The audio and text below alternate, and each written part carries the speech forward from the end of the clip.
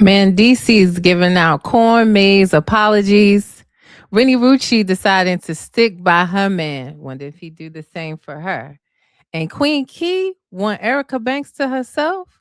Let's get into the latest episode of Love and Hip Hop ATL now.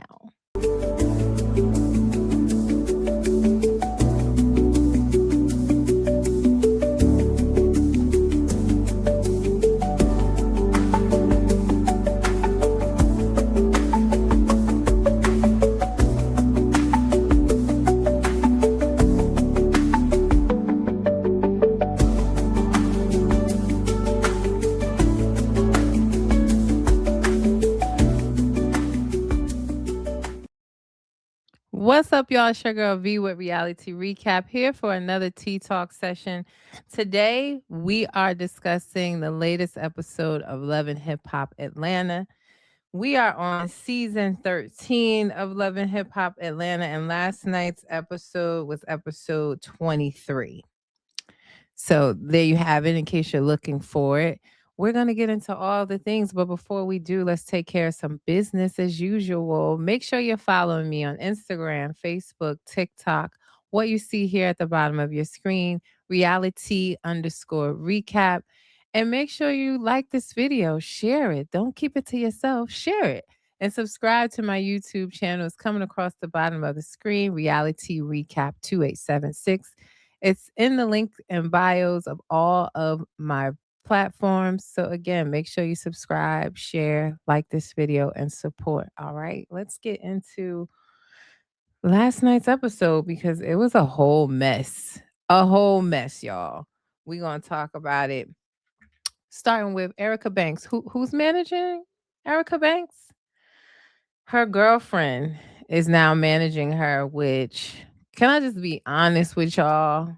Like I always am. I feel like this girl that has come into Erica's life is not a good influence. Not saying that she's the reason why Erica Banks has been locked up twice since being together. I definitely think she has something to do with the second arrest. I know the first one, she was in the airport and they found a blicky on her and she says it was her security guards and it wasn't hers. But the second time, she got arrested, she was with this girl, her fiance, and it just caused me to do a little bit of digging and seeing that her fiance has a bit of a checkered past with the law.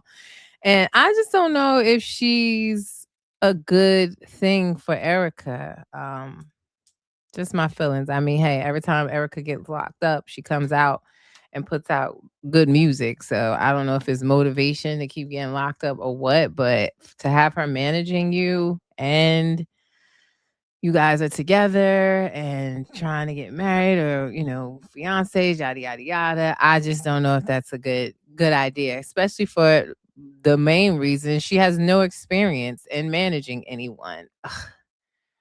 We got to stop trying to mix love with business in these type of ways. It's okay to work together if that person that you're working with or that you're in a relationship or married to actually has a talent and what it is that you need their help with. But to just have someone as your manager because you're saying that you didn't trust the manager you had or you put a lot of trust in the manager you had and it went left, then find another manager. But maybe this is temporary. I hope so because it's not a good thing. Bambi plays therapist to Jessica and Nathan. I love Jessica.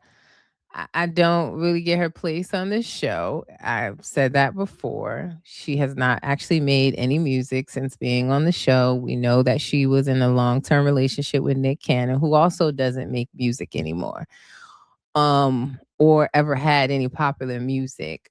I adore her story. She is a He-Man. I thought she was in the He-Man, not Woman Hater Club, but the Men Hater Club. And I see a softer side of her now. She's showing us her pregnancy. Unfortunately, she did lose the baby and announced that a few months ago. I reported on that. So we're sorry for that and her loss. But for as far as the show go, I'm not sure where she fits. I mean, Nathan's not in music; he's an artist. But, Bambi sits down with them and tries to minister to them because in the last episode, they were meeting with Nathan's family, and Jessica has plans to have this baby and be in Paris and New York and all over the place. And he's like, well, I'm established here in California. I don't plan to be chasing you all over the globe. And she was actually pretty mean to him. Like, I'm not interested in softening things for you or making things cushy for you. When he was just saying, that's a private conversation, not something you decide without talking to me in front of my family. Like, come on.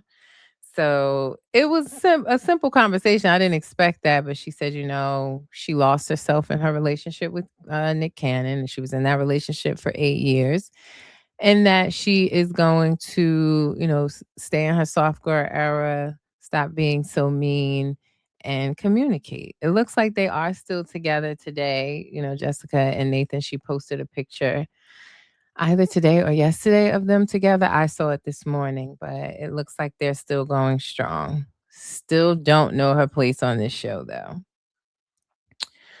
Um Jock has a birthday party at his home. It's his grandson's birthday party. And at that party, Mendeecees is talking to Ashley and Zane. And he's acting like he's so sad and still lying about cheating because Ashley's saying, well, listen, you hurt her. She got her lick back. And he's like, no, did you see me cheat? So then I didn't cheat, So he's still not being honest, at least on camera. Well, neither is Yandy about what actually caused the demise of their marriage outside of what we've heard. We know there's voice notes. Mendeecees reaching out to a woman in DM. We know that Yandy allegedly met with a guy and was dating a guy that was in London, this trainer guy, where her best friend or one of her ex business partners came out with receipts, pictures, information, and the guy himself, the trainer, actually spoke out about it. So outside of hearing from those sources what allegedly happened, we're never really going to get the truth from them. Ciara made it clear that Yandy let her know, like, she's never going to actually give her actual life on this reality TV show. So I'm trying to wonder what we're doing here with them anymore as well. But yeah, Mandy's is like, you ain't seen me cheat. And then Zane takes this opportunity like he does every single time that Ashley brings up him cheating or one of his friends cheating or them being similar.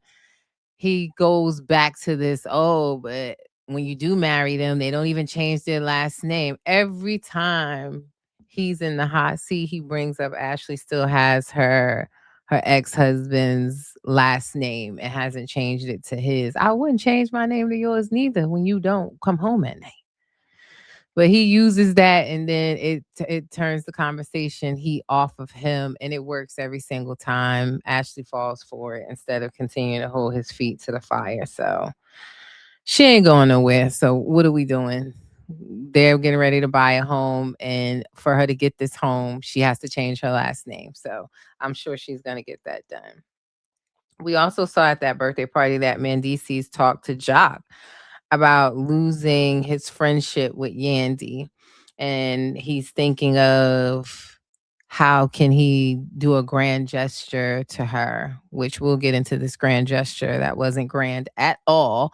But he's thinking of what can he do to seemingly win her back. I mean, the entire episode was a very confusing situation. What it gives for me with Mendeecees is that, and he said it actually, his pride.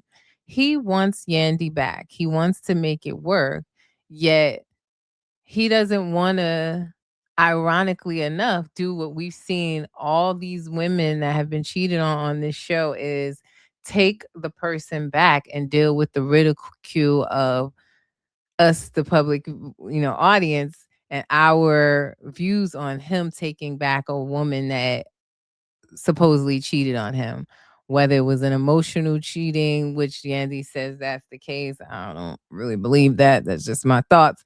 I definitely think it went a little further, but again, that's just my thoughts and my allegations. But yeah, it just seems like we've watched Rashida do that with Kirk. We've watched Kendra do that with Jock. We've watched Scrappy do that with a plethora of women.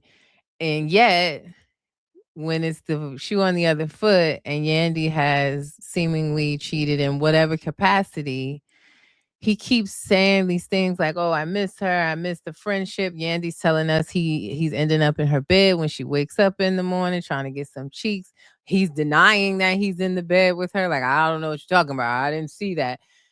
He just can't come to terms with, I'm going to publicly try to win her back and get my marriage back on track, my fake marriage back on track because of his pride. And that's crazy that men expect women to take them back over and over and over and over again. But she got to lick back. Not saying it's right. Listen, someone said to me, two wrongs make a right. And I say, and two lefts make a circle. What the hell? I don't know. So it's just ironic, the men and their pride, but they don't worry nothing about your pride when they tearing you up behind your back, child. But yeah, that's what it's giving for me. It's a pride thing for him. Not to mention, right?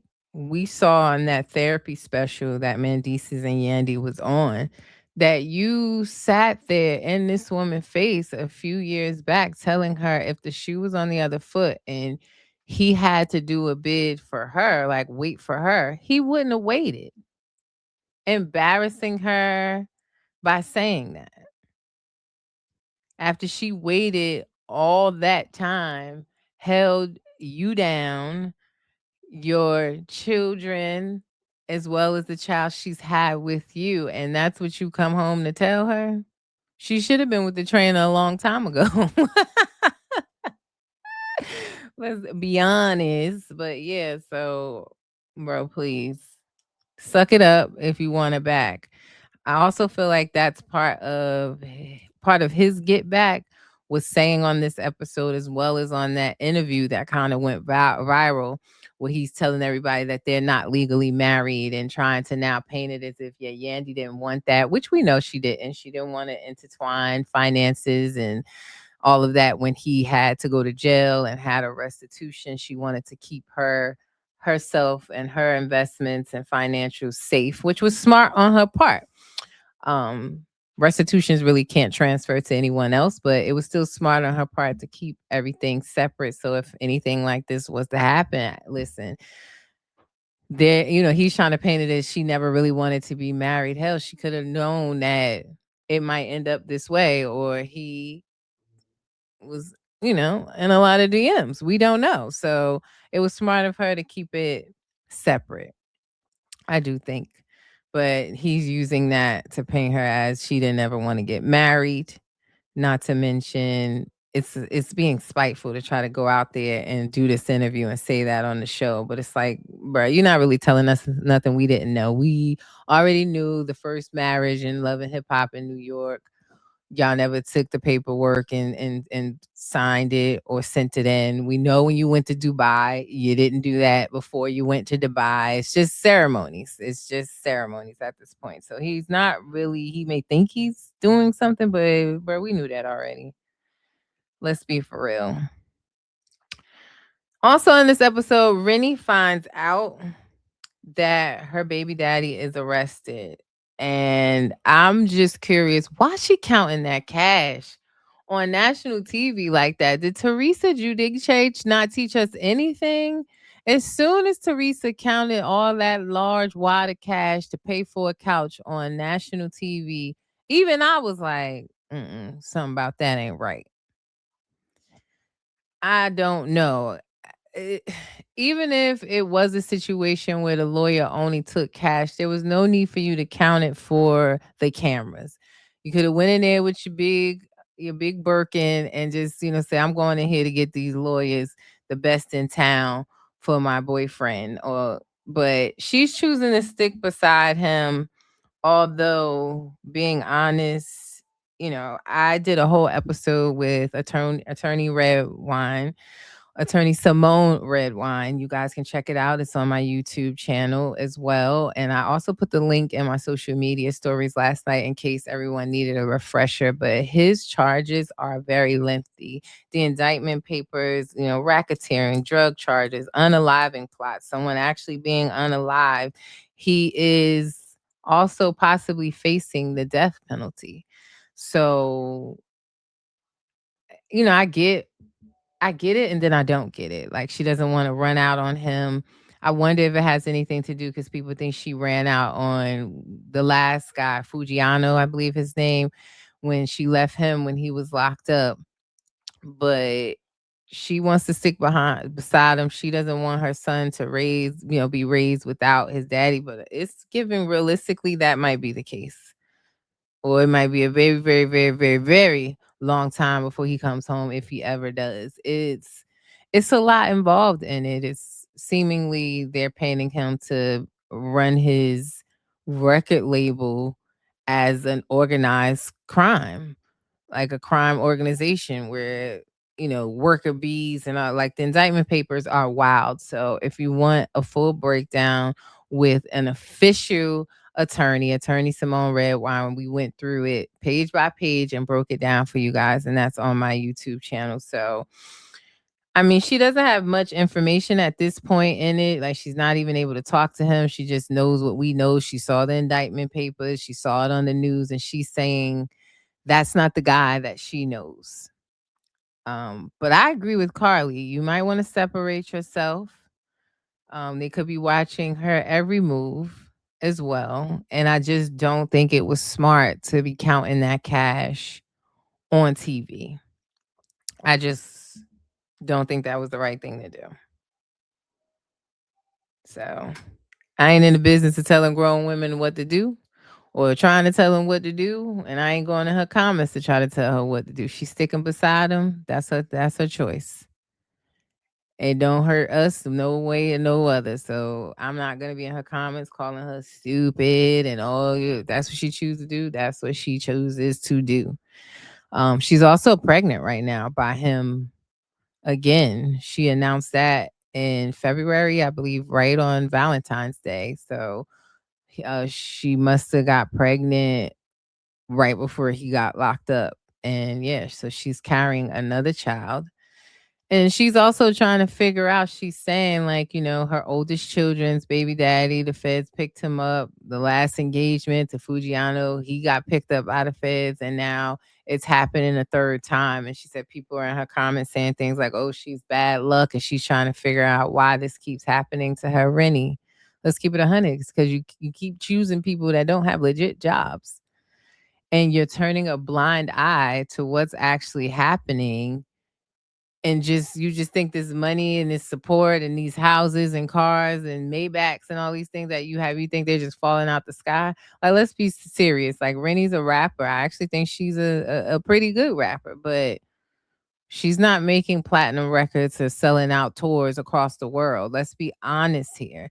Like, you can't just stick your head in the sand and just expect everything to work out okay. You have to take some accountability here. Like, saying you don't know why this is happening, like, come on. You gotta take some accountability. Y'all, what's going on with Queen Key? Queen Key really doesn't have a storyline, in my opinion. She's not the same personality I see on social media. She's so loud and fun and rapping and got her children. I think she has like triplet sons. But on this show, she really doesn't have much of a storyline. So now that I guess they're trying to put her together with Erica Banks. And there's some type of sexual tension between them when they hang out. And seemingly Queen Key is trying to steal Erica from her relationship. So she invites Erica to G Herbo's birthday party. She's going there to perform, and she invites her there because she's telling her the same thing I was just saying, like, having your fiance as your manager is not the way. That's not the way to go. So why don't you come to this party and see if you can find you a manager, because it's going to be record execs, it's going to be managers, it's going to be a lot of industry people in the building. So maybe you should come there and try to find you a manager, aka let me try to eat your box that night is all she really trying to get at. So that's the storyline she's going with, but I'm not really interested in her on this show.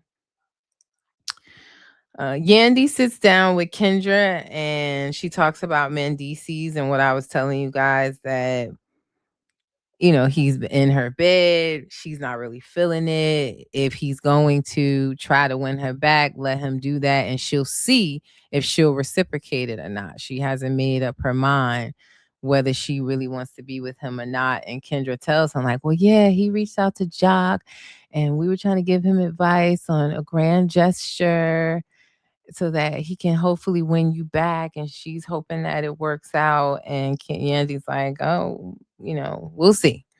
We'll see if it works out or not. But the grand gesture that Mendeecees came up with was a corn maze where he bought a blow up projector from Amazon to show a slideshow of their time together. To do all of that, to sit down with her and hold hands just to say he want his friendship back, that he doesn't want to be in a relationship with her. He just want to be friends. He wants Yandy back. She doesn't want to be back with him unless it's truly grand gestures and him recognizing and taking accountability for what he's done, and she'll do the same. Is from this is what I gather, and he's not able to do that, and that's why they are not together today. They are single as a dollar bill. Yandy has been all over Ghana, everywhere, living it up, out with Quad, because y'all know Quad ain't with King no more, neither. She's been, she with Quad, she's with Angel. They've been all over throughout December, Dirty December. She was everywhere and she's enjoying her life and having a good time. And I don't think there's any repairing this. I don't. Or it could just all be for the show. I have no idea with them. You never know because they're not telling us the truth about their life. But it was just disappointing to see him bring her to a corn maze where he's stapling dumbass notes to corn down a maze to tell her he want to be friends. And she had a good point. Like, when the last time you did this for Scrappy? Or even for your mother, like you did all this just because you want to be friends and you denying sliding in my bed at night. Like, come on. He just can't seem to let go of that pride. And I don't think that his grand gesture of the corn maze went over well. Carly also visited Rennie and asking her questions about her baby daddy, Black Zach. Is he getting out? Is he gonna have bail? Hey, does he have a bail hearing? And she's telling her same thing. She doesn't really want to hear it. And I've pretty much made that clear to you guys. She doesn't want to hear it. There's no telling her any different. She's not going to speak any negativity over what's happening with Black Zach. She believing and hoping that he comes home, and she's going to stick in that mind frame. She's not going to be on the internet reading the negative comments, and she is sticking beside him. And again, at this point, she is pregnant. So, yeah, all the best. We also saw Zayn meet up with Mendeecees talking about Ashley. That was surprising to hear that Ashley has 3 men tatted on her. One of them being Zayn, and she has 2 other men tatted on her. So these are just the excuses that Zayn continues to use as why he don't come home till she say 5 o'clock in the morning. He say 4:59. Like he doesn't have a serious bone in his body, and he's using that time. So when I see somebody else's name, she got the stamp on the back. I see it, it make me go soft. But I bet you he out here getting hard with somebody else, child. Hello. So yeah, he's now using the tattoos, the last name to justify whatever it is he out here doing with his little TV fame. Child, please, please, please, please. But overall, with this episode, listen, a whole bunch of nonsense, delusion, and that's where we at with it. We'll see if Yandy makes any decisions on this season. It seems like I don't know if she was getting into what he was saying at the cornmaze because I saw a little tear come down her eye. And then she got upset that he just kept saying he wanted to be friends. I think more so than being, hopeful or getting her hopes up to let her down. She was just more so like, why are we here? Why did you need to do all of this just to ask to be friends? And she seemed highly annoyed, if I'm being honest, with Rennie. Listen, like I said, not telling a grown woman what to do. Y'all can go through the charges yourselves, go through my, that episode that I did, breaking it down, and you tell me your thoughts. Y'all can come back in the comments and say, all right, she might need to move away from this, but I would not continue to, even if you are sticking beside him, you need to do it at a distance because they will try to wrap you up into this, they being the police, wrap you up into this nonsense real quick. And I'm just concerned again with her counting that money on national TV. But I mean, it was a good episode. I enjoyed it. A lot more still to come in the upcoming episodes. We'll see. We didn't see Scrappy in this episode and what's going on with him and Shakira. It looks like next week she throwing water in his face and upset with him. So she, every which way she turned, it's a baby mama telling her that he be trying to get back with her. So I'm looking forward to that. But it was a good episode, y'all. If you haven't watched it yet, go ahead, check it out. And make sure you watch this recap in its entirety and tell me your thoughts. All right. But yeah. Let's take care of some business before I get out of here one more time. Make sure you follow me on Instagram, Facebook, and TikTok. What you see at the bottom of the screen, reality_recap. And like this video, please share. Subscribe to my YouTube channel. Reality Recap 2876 is coming across the bottom of the screen.